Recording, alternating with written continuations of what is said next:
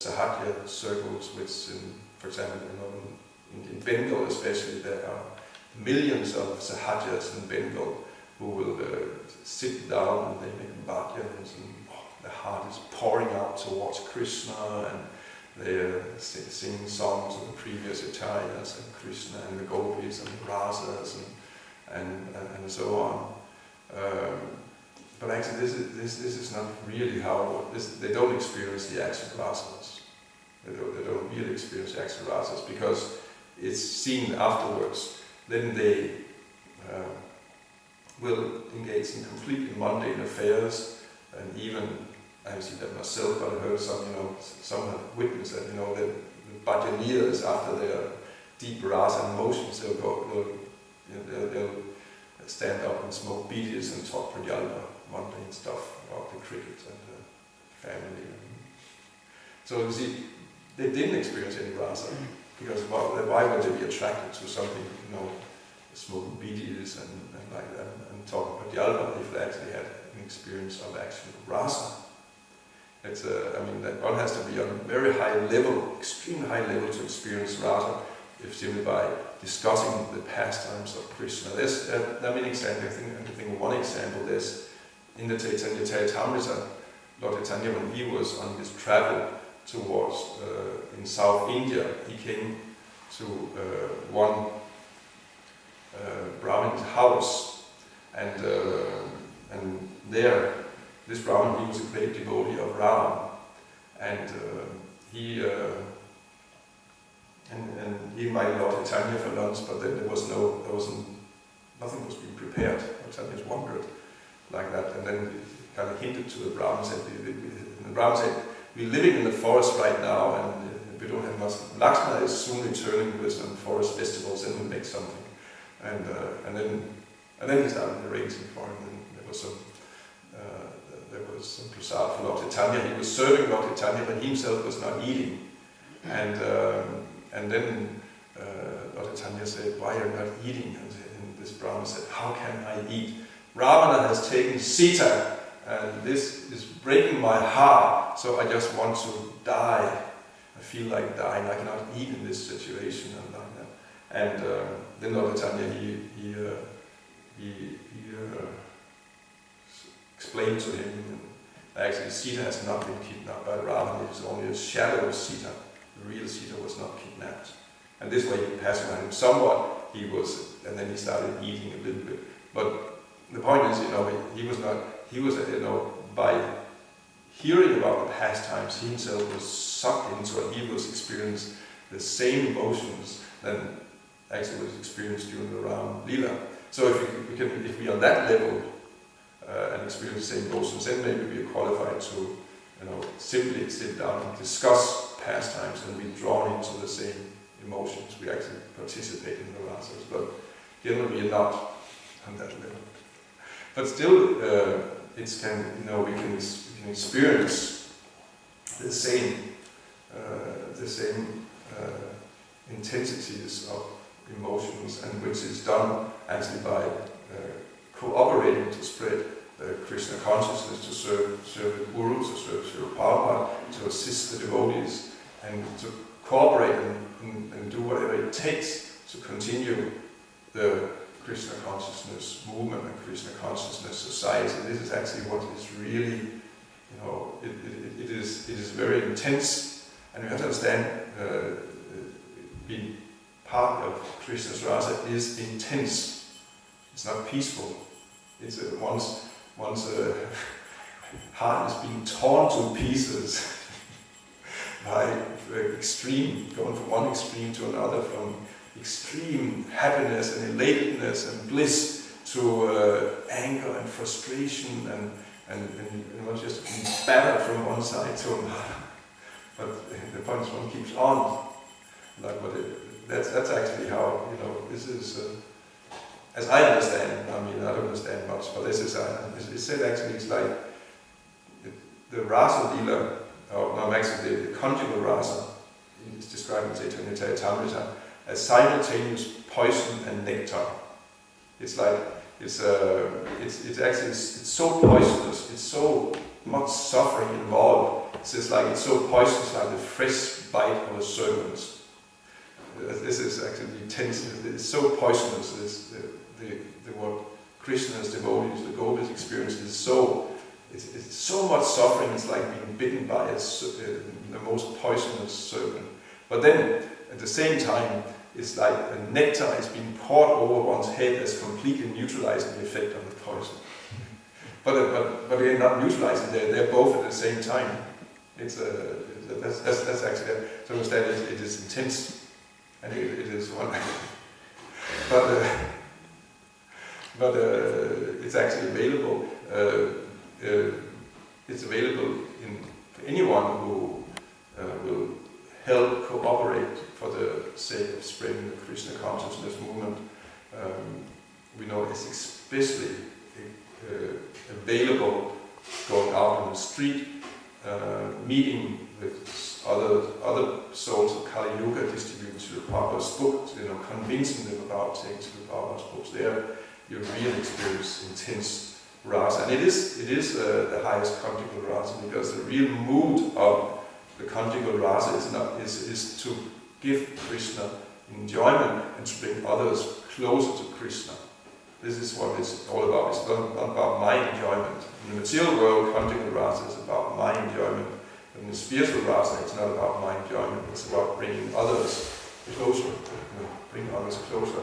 And no matter what if I am miserable or happy, that doesn't matter. I still try to make others happy, but bring them closer to Krishna. This is and that's why preaching and book distribution, they actually experience a real rasa. Whereas often, if you take this Hadiyas as example, who sit and sing like that, it's very much about their emotions. You come and experience the emotion, but it's not about how I should experience emotions. I'm simply a servant, and I'm meant to give Krishna emotions. I'm meant to give others happiness.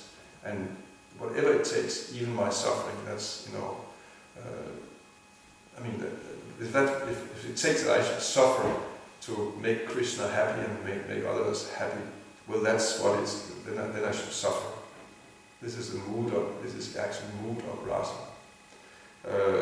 And that experience is available by simply taking part in this, in this in a practical way, this Krishna consciousness movement society, not shying away from it, but facing it and getting into it. Because sometimes we like to shy away, and we like to be in our own world, end up in our own world, protect ourselves, not see anything, not hear anything, just live in our own world because it's more peaceful there. But that's not, it's completely impractical. It's completely impractical. But, the practical thing is that, for example, we're here in the temple, and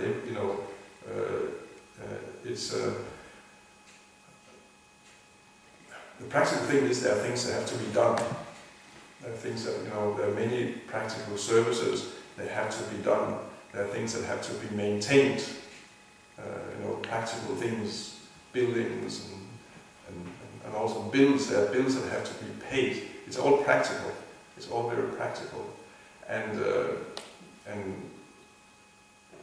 with a wrong understanding, one will think, but these are material. And it's material to get into these things, and this will, and my consciousness will be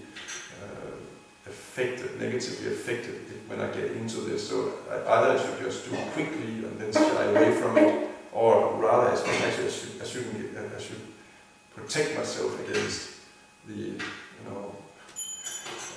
I should just pretend as if it's not there, and then I should live my bhajna, my studies, and reading, and my bhajna like that. And that's this is not how, this is not our philosophy. Again, it's Mayavad philosophy. Mayavad philosophy is, Jagan Mitya. How is it? Brahman Satya Jagan Mitya. You know this expression? No, you know, it's quite common. I mean, probably uses it quite often. Described in Mayavadis, even though they say everything is one, they have this, still have a duality that Brahman is true and Jagat is false. Jagat means material universe. That is false. And false, it's Maya, it's illusory, it smells, it's dangerous, it's poisonous, it brings us into illusion. Therefore, we should not touch matter, we should not deal with matter like that because it's false. And this is not our philosophy. Prabhupada says, no, everything that comes from the absolute truth is also true. Matter is true. What is false is we see it separate from Krishna.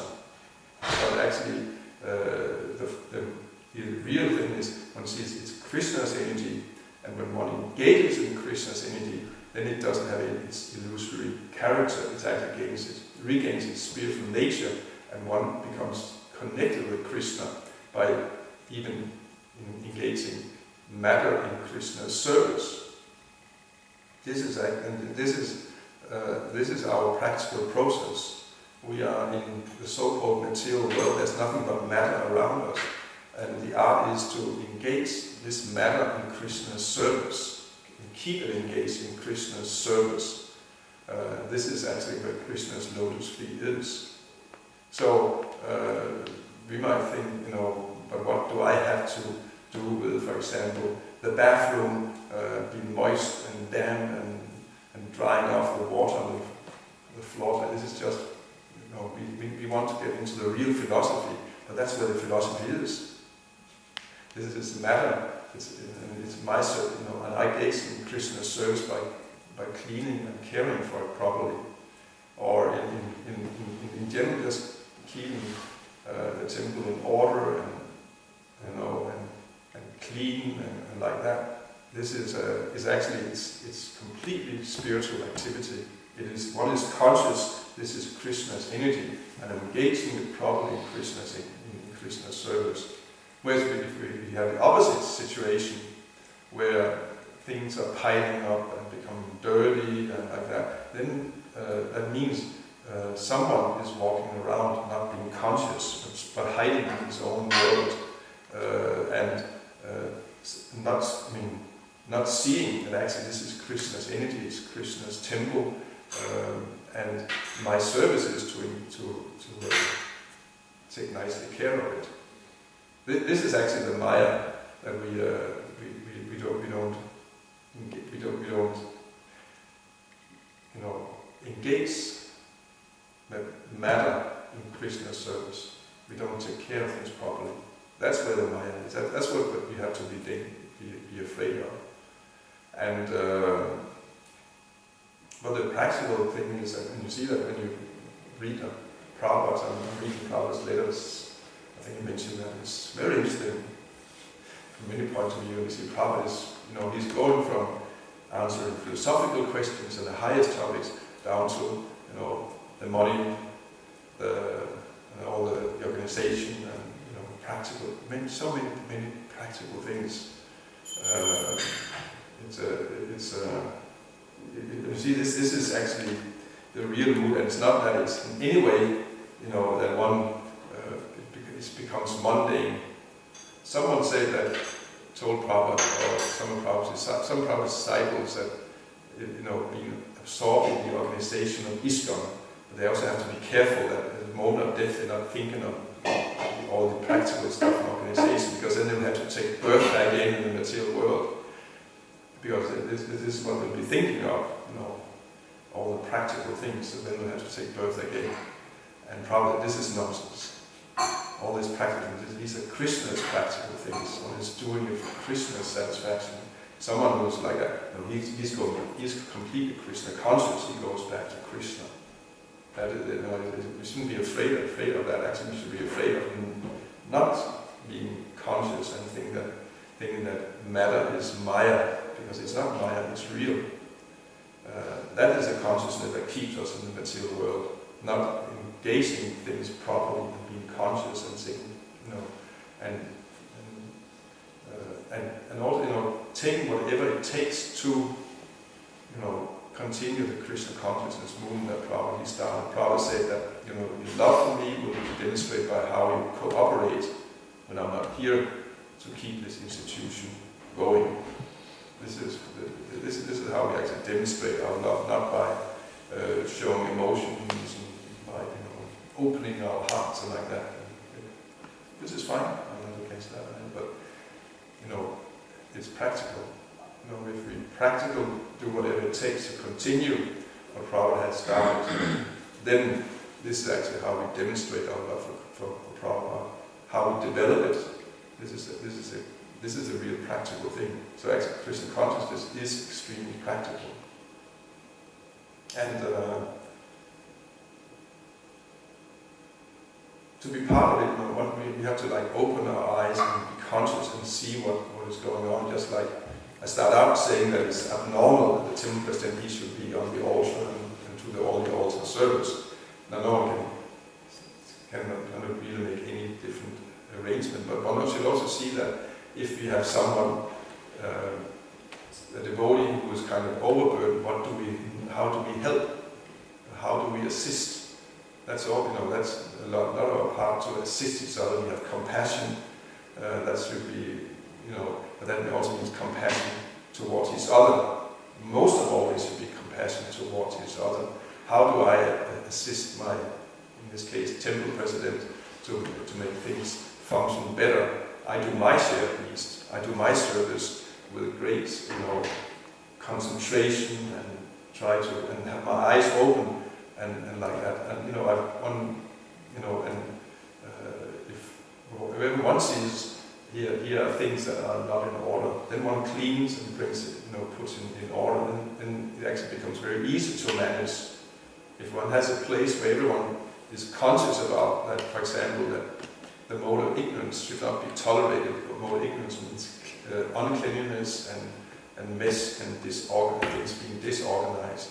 If everyone is watching and see, oh, here's some ignorance, immediately clean it like that. But then it actually becomes very easy to manage and organize a temple, for example.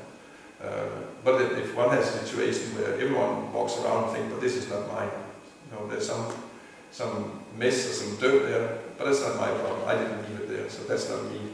It's not my duty. Then it becomes very unmanageable, and you can have managers running around and shouting at everyone and saying, why is that there? And I told you so many times, why do I have to tell you again, you don't leave things there like that. We can have that situation because we're not conscious and we're thinking that it doesn't matter. But if everyone thinks that, okay, there's some mess here, this is Krishna's temple, it should not be there, I'll clean it immediately. Then afterwards, everyone can figure out who left it. That can be, but it's not being tolerated. No one should tolerate uncleanliness and mess. This is, just as an example, that's practical.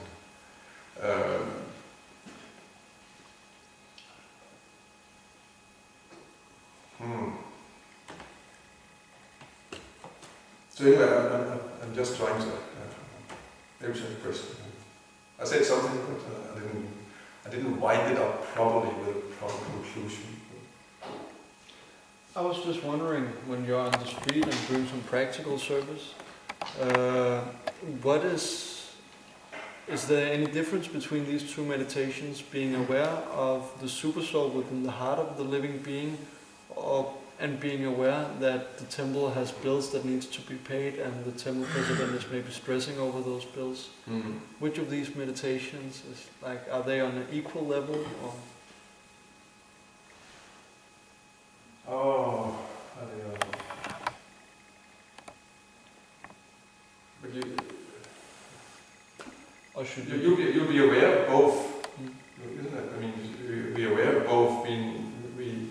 We have a situation, again, for example, there's some bills that are not being paid, and it seems very hopeless, difficult. I'll try to go do whatever I can. I'm praying to Krishna. Please help. Please make some arrangements. And I mean, cannot be either or. One is in the practical situation, one knows the practical situation is such and such, and then one prays to Krishna for the strength and to mitigate the situation. And even if it's beyond one's means, one prays simply for Krishna's mercy, some miracle. So then you had some, especially in the early, not only in the early days, but very often in the early days, devotees, they were experiencing that someone just came in and just dropped $1,000, $5,000, they were just missing or something like that. Or someone found money just lying. That's Krishna that's arranging that. That happens when devotees are sincere, and they're praying and like that, they really want. Not when devotees are, doesn't matter, and they just live in their own worlds and not conscious.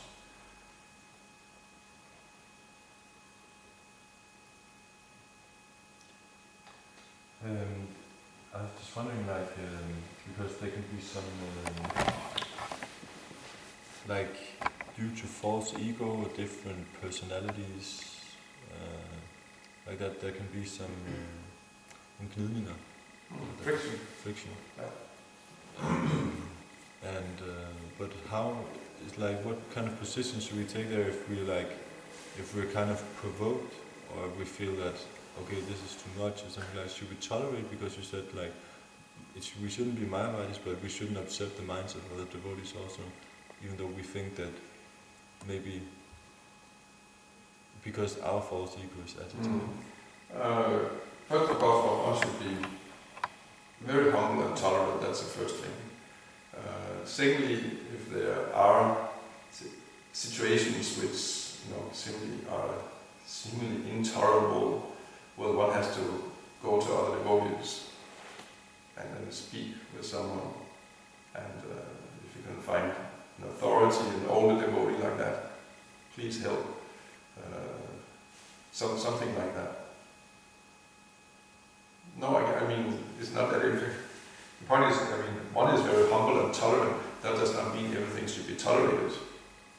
I think that was the very point, that we should not. There are things we should not tolerate. If there's improper behavior or improper relationships amongst us, that should not be tolerated. One may have to do something, and it again depends on one's situation. If one is senior, there's improper relation amongst juniors, one can directly just interfere. One has a position to do that. If it's towards one's equals, or even with seniors, one didn't, unless it directly affects one at least doesn't take sides. But if it's, if there's ways of solving the situations in an intelligent and tactful way, where one can get help from someone who's in position to help and solve the situation. Or one can, there is an instance of Brahma. He was improperly desiring to associate with his own daughter. This incident is in the Bhagavatam. Then it's described that the sages, who are sons of Brahma, that means they're younger, they cannot go and criticize him. And so what they did was they went to Brahma, and they did not criticize him, but they just asked, "We do not understand this. We've never heard about any Brahma acting like that, and therefore, we don't understand what they're doing." This is said like that. We don't understand, and then they were praying to Krishna. Do something, and then actually, from within the heart, Brahma, he understood. Oh, yeah, this is wrong. I'm off, and then he corrected himself. He gave up his body, except another body. But you see that these sages, so they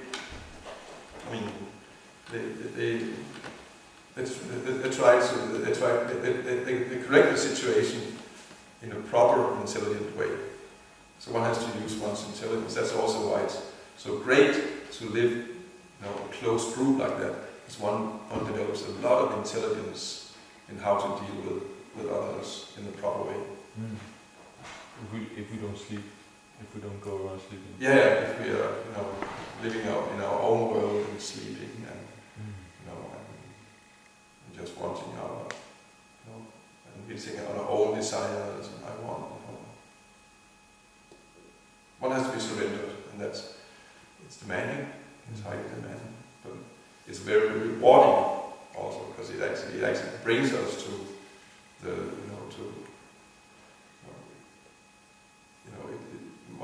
become extremely purified.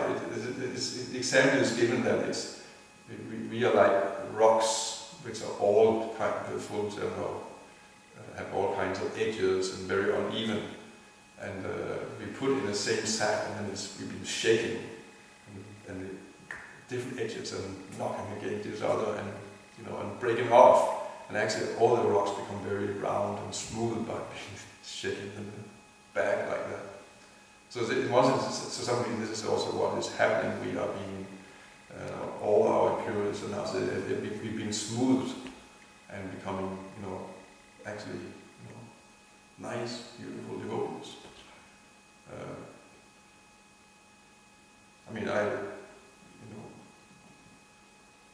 For many years I was driving around like in 3, 4, 5 devotees, young, rough boys. We were traveling around, just living in a van, and everything, nothing of our own, just, and all the time just, into the van, out of the van, into a youth hostel, out of youth hostel, out on the street, in the street, and like that. And it was definitely a challenge, but very, very, very beneficial, very purifying, very much,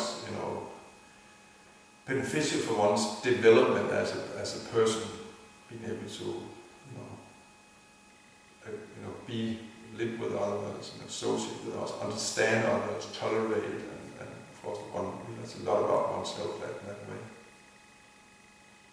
So, yeah, we have to stop here, I think. I thought of saying something. And is next Friday, I think Maros Ryan will be lecturing, isn't it? You should lecture next Friday. You'll lecture next Friday. Or you can do it another day. You should, it's sure.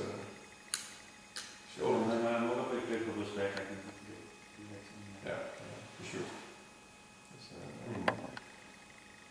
Gladly everyone should do lectures, of course.